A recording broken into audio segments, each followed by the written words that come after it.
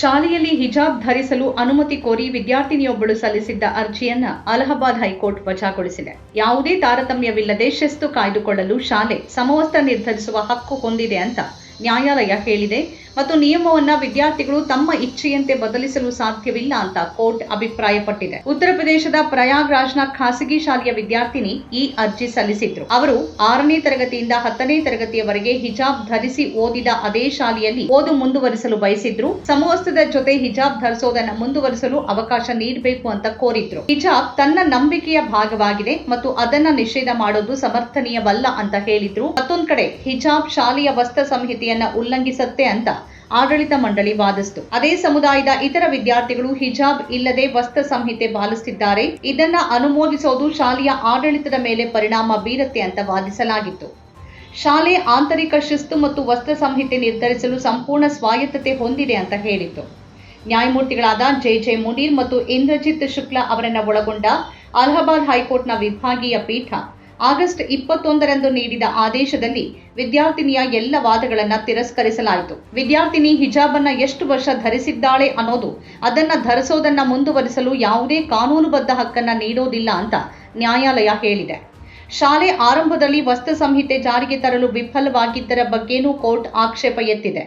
ಹಾಗಿದ್ದು ಶಾಲೆ ತನ್ನದೇ ಆದ ನಿಯಮಗಳನ್ನ ಜಾರಿಗೆ ತರೋದನ್ನ ಇದು ತಡೆಯೋದಿಲ್ಲ.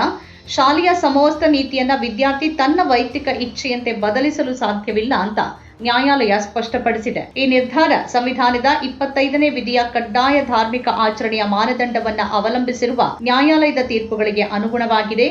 ಈಗ ಧಾರ್ಮಿಕ ಸ್ವಾತಂತ್ರ್ಯದ ಹಕ್ಕನ್ನ ಚರ್ಚೆ ಮಾಡೋಣ. ಹಿಜಾಬ್ ಧರಿಸೋದು ಅಗತ್ಯ ಧಾರ್ಮಿಕ ಆಚರಣೆ ಅನ್ನೋ ವಿದ್ಯಾರ್ಥಿನಿಯ ವಾದವನ್ನ ನ್ಯಾಯಾಲಯ ಕೇವಲ ಹೇಳಿಕೆ ಎಂದಿದೆ. ಹಿಜಾಬ್ ಧರಿಸೋದು ಇಸ್ಲಾಂ ಧರ್ಮದ ಅಗತ್ಯ ಆಚರಣೆ ಅನ್ನೋ ವಾದವನ್ನು ನ್ಯಾಯಾಲಯ ತಳ್ಳಿ ಹಾಕಿದೆ. ಹಿಜಾಬ್ ಧರಿಸೋದು ಕಡ್ಡಾಯ ಧಾರ್ಮಿಕ ಆಚರಣೆ ಅನ್ನೋದನ್ನ ಸಾಬೀತುಪಡಿಸಲು ಅರ್ಜಿದಾರರು ಸಮರ್ಪಕ ದಾಖಲೆ ಅಥವಾ ಅಧಿಕೃತ ಧಾರ್ಮಿಕ ಗ್ರಂಥದ ಆಧಾರ ಒದಗಿಸಿಲ್ಲ ಅಂತ ನ್ಯಾಯಾಲಯ ಹೇಳಿದೆ. ಶಾಲೆಯ ಪ್ರಕಾರ ಅದೇ ಸಮುದಾಯದ ಇತರ ಯಾವ ಹುಡುಗಿಯರು ಹಿಜಾಬ್ ಧರಿಸಿರ್ಲಿಲ್ಲ ಅಂತ ನ್ಯಾಯಾಲಯ ಗಮನಿಸಿದೆ. ವಿದ್ಯಾರ್ಥಿಗಳು ನಿಗದಿತ ಸಮವಸ್ತ್ರದಿಂದ ಸ್ವಲ್ಪ ಬೇರೆಯಾಗಿರಲು ಅವಕಾಶ ನೀಡೋದು ಸಮವಸ್ತ್ರದ ಕಲ್ಪನೆಗೆ ವಿರುದ್ಧ ಅಂತ ನ್ಯಾಯಾಲಯ ಹೇಳಿದೆ. ಈ ತೀರ್ಪಿನಲ್ಲಿ ನ್ಯಾಯಾಲಯ 2022ರ ಕರ್ನಾಟಕ ಹೈಕೋರ್ಟ್ ತೀರ್ಪನ್ನ ಹೆಚ್ಚಾಗಿ ಅವಲಂಬಿಸಿದೆ. ಮುಸ್ಲಿಂ ಮಹಿಳೆಯರು ಹಿಜಾಬ್ ಧರಿಸೋದು ಇಸ್ಲಾಂನಲ್ಲಿ ಕಡ್ಡಾಯ ಧಾರ್ಮಿಕ ಪದ್ಧತಿ ಅಲ್ಲ ಅಂತ ಕರ್ನಾಟಕ ಹೈಕೋರ್ಟ್ ಅಭಿಪ್ರಾಯಪಟ್ಟಿತ್ತು.